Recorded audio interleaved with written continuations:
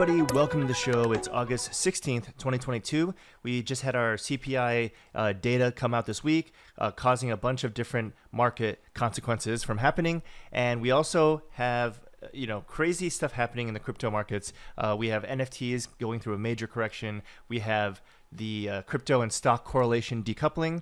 But last week, we had our coin of the week with Kujira, which is the best performing coin of the last week. It's not going to always happen, so I just want to keep reminding that we got lucky. We picked a coin that had a lot of catalysts and had pretty fair market cap, and it performed well. We also picked the worst performing coin to short as a hedge. So if you were shorting ApeCoin out of the top 100 or top 50 coins, that actually did the worst of this last week. So it's been a great week for us, but now is another week. We have to analyze the markets again, and again, we're not always we're not financial advice. I'll have to say again, we are just making observations, and what are the consequences of those observations, right? So let's get into it really quick. CPI was 8.5%. Last week we said that if it was above 8.7, we would see markets come back down, and then with 8.5, we actually said below 8.5, but that was enough to bring markets back up. We were a bit afraid. That's why we had hedges, and we usually don't mention hedges on the show. Now, the thing about inflation going down means that interest rates that the Fed sets will likely go down too. So originally the consensus was 0.75% in September. Now it's probably going to be like 0.5 or even 0.25 if this continues for another month, right? Look at this market. The month of June or July and August has been one of the best performing, or in terms of like streaks, best performing market actions ever. And then look at this from the highs, 4,800. This is the S&P 500, by the way. We are less than 10%. I think we're like 8% off from the highs, which is very interesting because everybody says we are in a recession. The world's coming to an end. All these. Everyone's saying this stuff except for us. We are actually looking at the data here. Like if you look at oil, for example, if oil keeps trending downward, inflation numbers will keep trending downward. Also, I think the important thing here, though, is to not get carried away. Markets can overcorrect, and this is a good example, right? This the steep V-shaped recovery, which is literally the title of our last newsletter, is happening, right? And if, let's say, oil prices get disrupted again, maybe something happens overseas, or and there's a whole bunch of other things. There's like rent is still going up, so we want to see that pull back too. And as a landlord, that's fine. I'm fine with that. So rent, real estate, all those things still need to pull back. They're a little bit of lagging indicators, and if those pull back, CPI, inflation, core inflation even is going to drop as well. So these are the things we're looking for from the macro metric standpoint, and every day we can monitor these things. If these key things keep trending lower, that means people will have more money to spend elsewhere, and spending could stop slowing down, right? And then all the recession fears are over too, and hopefully people will start hiring people again. And I know unemployment's like one of the all-time lows, but for the most part, a lot of people have just stopped working. They've gotten tired of staying at home all day. And then the weird thing is, like, going to the office, they don't want to go back to the office either. But if you stay at home and work, you also lose the will to work too. It's really weird. So anyway, I'm going on a rant now. I should probably get into more news. Now, the regulatory stuff is very interesting this week. We've had some like crazy controversies. We've had some Fed actions, not Fed, I should say, like SEC. But one thing that's interesting is Digital Currency Group. I think they own Genesis, for example, which lost a lot of money in the 3AC collapse. They're registering for a lobby, and I'm getting pop-ups now, registering for a lobby to help kind of help with legislation. Probably they'll start, making donations and stuff as well. We also have the IRS, which is starting to ramp up. The latest bill passed last week, I believe, has like 87,000 more IRS agents to look around to see who's dodging taxes. And the first major one is SFOX. So my guess is SFOX is not complying with some of the data that they're asking for. And that means that they probably have to show them, like, okay, here's we had this much volume and this is how much is being reported, and IRS can cross-reference that to actual people and see what's happening there. We had the SEC also suing it says 3 entities, but they're all the same company. Essentially, Dragon Chain, which is part of the Dragon Chain Foundation and the Dragon Company.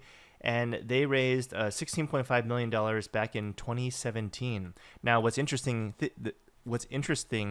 is, I'm starting to speak weird, is that this is 5 years ago, right? And the question is, why aren't they going after more recent stuff, right? Like, these things probably have they're probably looking at things that are in the very, very beginning of crypto, so they can set precedent. And then if they, establish that something was wrong here, then they could go after the things that came after, right? And 2017 was like the Wild West of ICOs, and people didn't sign anything. People just like threw money at stuff and got coins back. So in terms of how the legal framework, things are a lot better recently as well. So these are the reasons why they're going after the old school crypto bull run coins, right? I still remember the days where people were hyping this chain up and people couldn't really describe what it did. Anyways, moving forward, we also have Huobi, which is ending its derivatives in New Zealand based off of the compliance policies there. We also have Tornado Cash. Remember last week we talked about OFAC, the list where if you're on the list, you can't move money around. Basically, Tornado Cash is a smart contract on Ethereum that allows you to hide who the sender and the receiver of Ethereum is. So you can send increments of Ethereum and mix it up in like a tornado. And basically, all this is gone. You like don't know where it came from. But if you see somebody withdraw Ethereum from Tornado Cash and you get it, then you could freeze their accounts, right? So here's like a example where the guy trolled people by sending 0.1 Ethereum, and then Justin Sun was blocked from using Aave as a result, which is a borrowing and lending protocol. And now with USDC being frozen, because that's a capability that Circle has, is to freeze this stablecoin in your wallet. Now MakerDAO is considering selling all of their USDC into Ethereum, and that way it's like truly decentralized, right?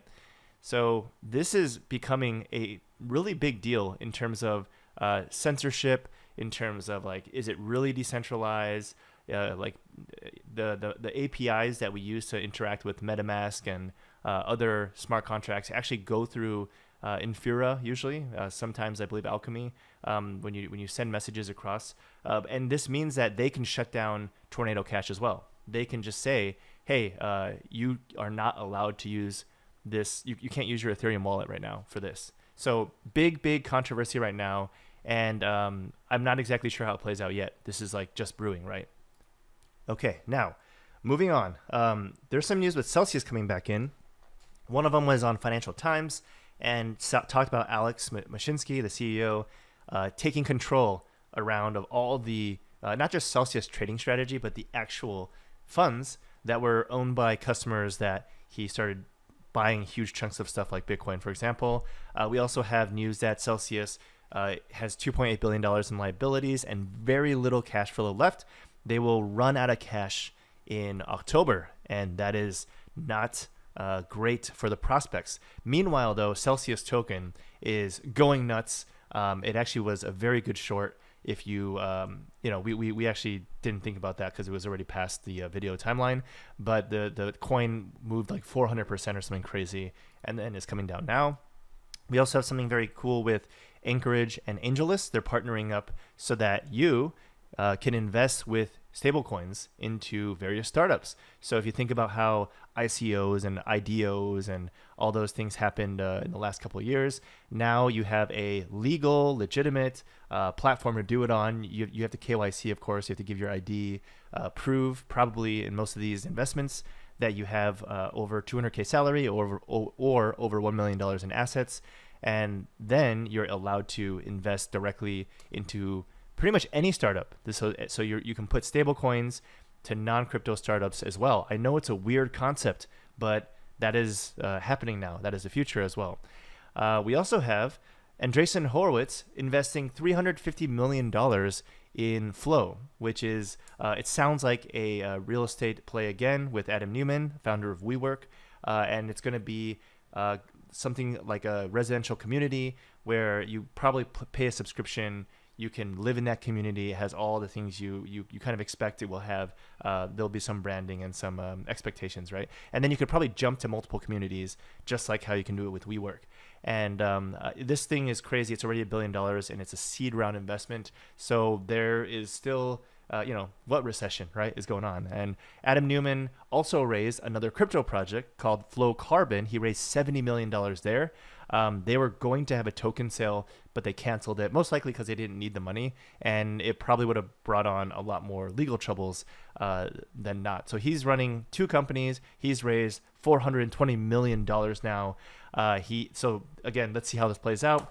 Flow Carbon is about blockchain and carbon credits, which could work. I think that could be built on one of the Ethereum layer 2s, but he's going to just do it and make all the money. We also have PayPal finally allowing withdrawals into the crypto services they have. I believe they already had buy and sell. Now you can transfer as well. You can send it to your friends, and that is pretty awesome. And we also have Revolut doing the same thing. They're going to offer crypto all throughout Europe. They have 17 million customers. Basically, it's funny how after crypto crashes, finally these features come out. And that's because a lot of these public or larger companies take a very long time to deliver things because they, number one, have to have a lot of testing and a lot of validation, a lot of product market fit. But for the most part, it's funny because it's like the idea probably came the same time as a lot of the other crypto ideas, but those ones launched really quickly. And then now it's like everything has crashed, but they're like, we might as well just come out with it now. Part of it, though, could have been that they waited for crypto to come back before announcing it. So just a lot of factors to think about. And then right here, BitGo got abandoned from Galaxy Digital's acquisition, and now they're suing them, I believe, for like 100 mil or something. I should probably have had this article up, but because it's appearing below this one, I'm mentioning it now. And we also have a lot of interesting developments with Do Kwon and Terra, and also the 3AC guys. They're starting to appear in a lot of bigger publications. I know Coinage is not it's not as big of a publication as other crypto newsletters and news websites, but this was like a full-time or first time Do Kwon has come out to have a video interview. He's going to appear in a couple of other interviews as well, it sounds like. And it sounds like Terra is going to come back, but the question is, like, how do you do it without getting killed, essentially, right? Like, everyone's kind of like sour after losing a lot of money with UST collapse and all that stuff. All right, so that's kind of what I'm getting from his appearances back. He's going to probably start making Luna V2 a bigger deal.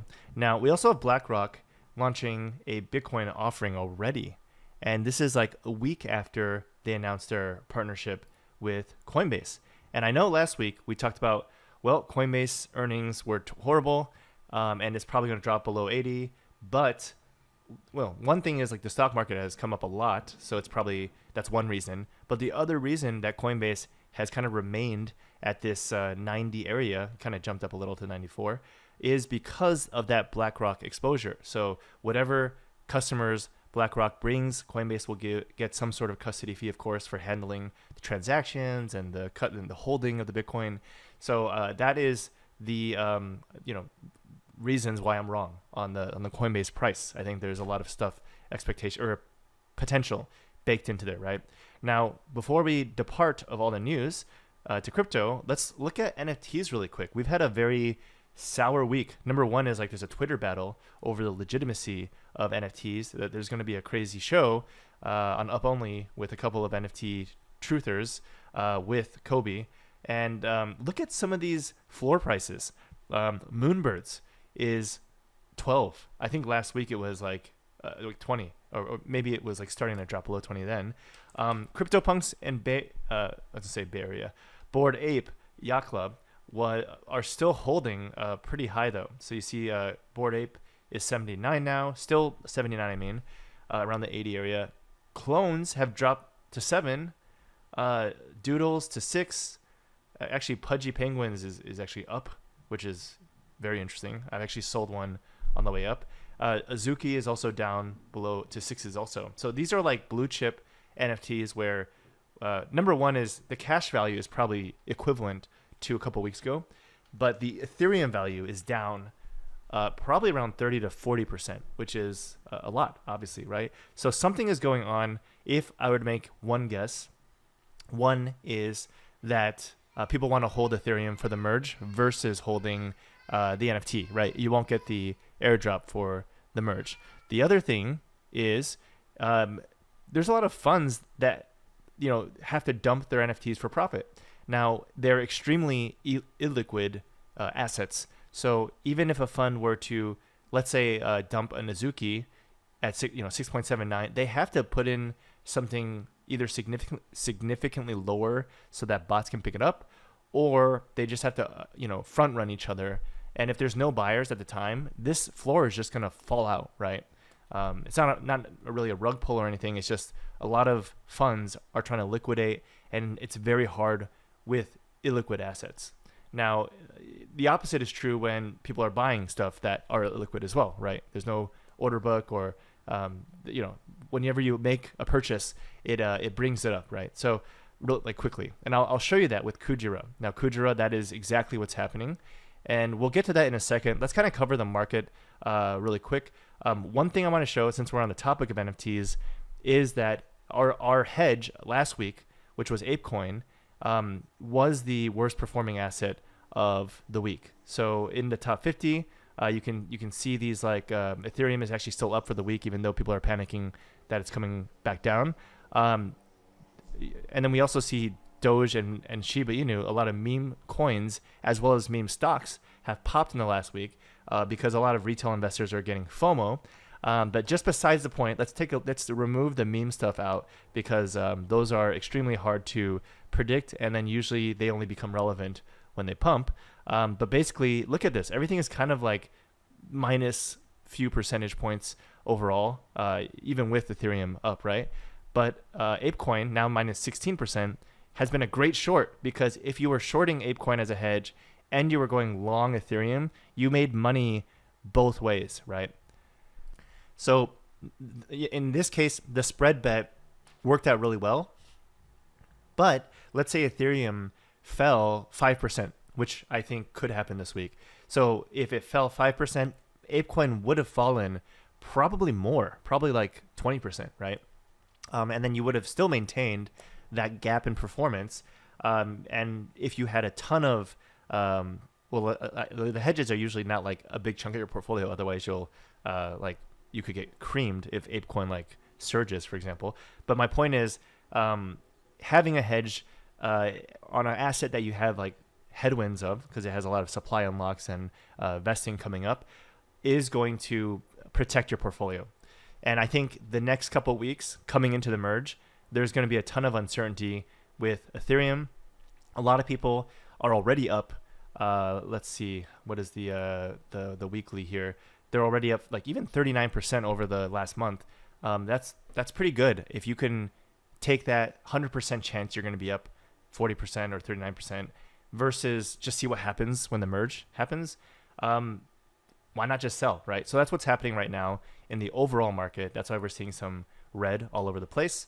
Bitcoin's still flat. It's funny because markets will probably go sideways going into the next month, because there's no interest rate movement and there's not much else data coming out. All the earnings have kind of passed by. So look for a sideways market, and then I would just be, again, hedging along the way, knowing, so instead of like gunning for tailwinds, I'm going to go for the headwinds, which is what we're converting into. Now, really cool thing, and I guess if we put this on YouTube, let me just mention this part, and then the rest of it will be other coin analysis. Kujira, something is going on here. The price action is indicating like some sort of insider information here. Kujira is not very liquid at all, and it's only available on their chain, the Kujira chain, which is connected to Cosmos. And the only way you can get some is really going on either Fin or Blue, right? And Blue is the chain, is a bridge to send Kuji over from Osmosis, or you can use Axelar Money, which looks like sorry, not Axelar Money. It's called Satellite Money.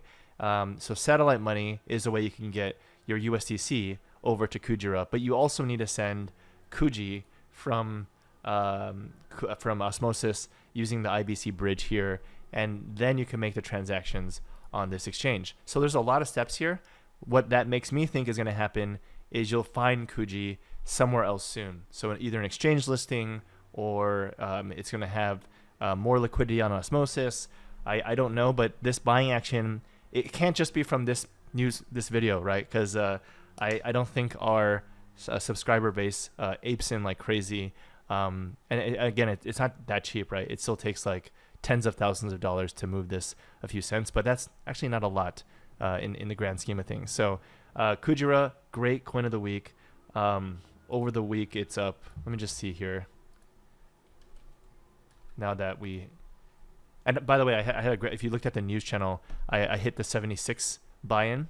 So it's up 75% chance, or 75% for the week. So congrats. I know a lot of you did get in. You guys did tell me that. Now, whoa, it's loud outside. There's like, I have lawnmowers and I have like kids running around. Okay, so that will be it for the week. We'll talk about the Ethereum. They hit the test net, and we already talked about the price action there. And we're going to go into a lot more projects. But for the rest of the people, if you're watching on YouTube, good luck out there, and consider subscribing to the channel. We'll see you next time. But for the rest of you, stay put.